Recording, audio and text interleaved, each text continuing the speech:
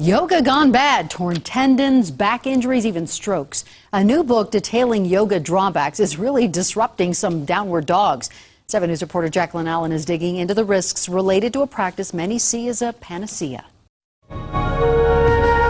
We have a full house today. That's awesome. If yoga is a religious experience, Take inventory.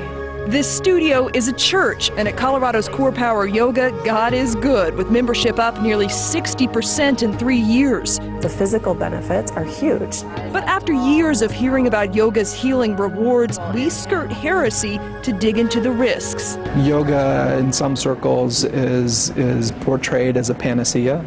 Clearly, nothing is a panacea. Ali Santander says she learned that the hard way. I was 26, nobody thought I was having a stroke. 12 years ago, this Boulder mother had been trying out yoga for about a month and remembers this one pose in particular called plow. You don't feel what could be happening. It's not like, you pulled a muscle or, it hurts now because you pulled it or whatever. No. She says the next day she suffered a stroke, paralyzing the left side of her body. Do you think yoga caused your stroke?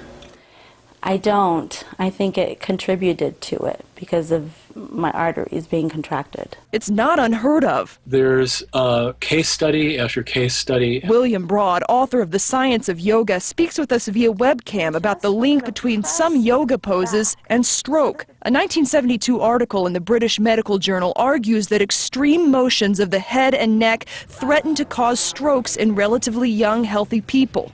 You crank your neck around, and these arteries in here can be damaged, and the next thing you know, clots are flowing into your brain and you have brain damage. Are there positions in yoga that are inherently dangerous? Yeah, I think there's a couple that I would tell people not to do outright. CU sports medicine Dr. Venu Akapota says any position that torques the neck or places body weight on it could cause serious injury.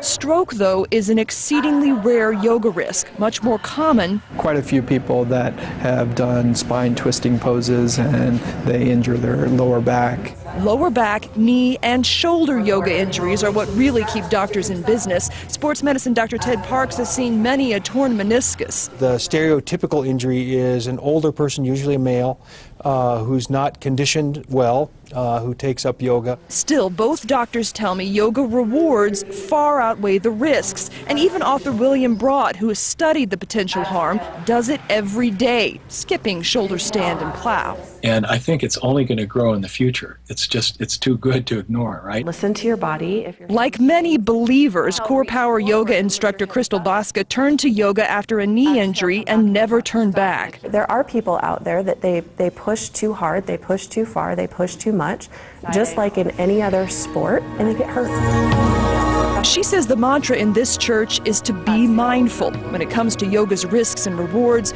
no pain, no gain doesn't translate to namaste. Jaclyn Allen, 7 News. So top tips to protect yourself: find an experienced teacher, listen to your body, and as you heard, no pain, no gain does not work for yoga.